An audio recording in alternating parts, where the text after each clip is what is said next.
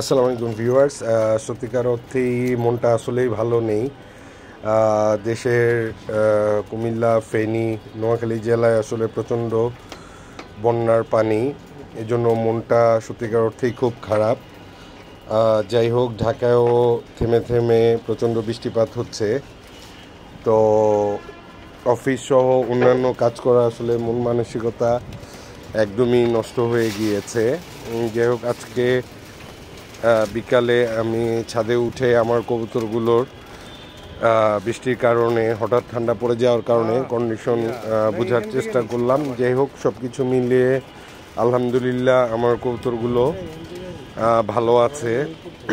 যেহেতু রাতে প্রচণ্ড বৃষ্টিপাত এবং বাতাস থাকে এবং আমি অনেক উপরে কবুতর পালি, সেই জন্য আমি এখন রাত্রে কবুতরের খাঁচার সামনে কাভার করে দিচ্ছি, যেটা সচরাচর আমি গরমের মধ্যে করি না।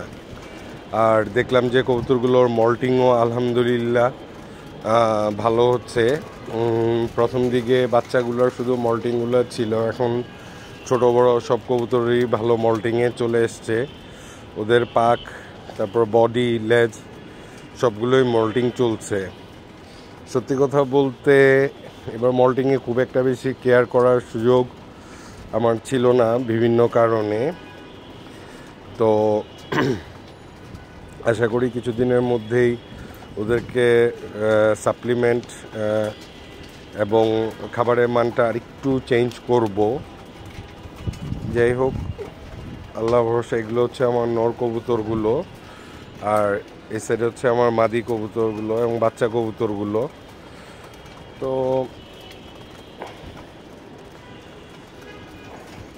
সবাই দোয়া করবেন আমার কবুতরগুলো যেন সুস্থ থাকে।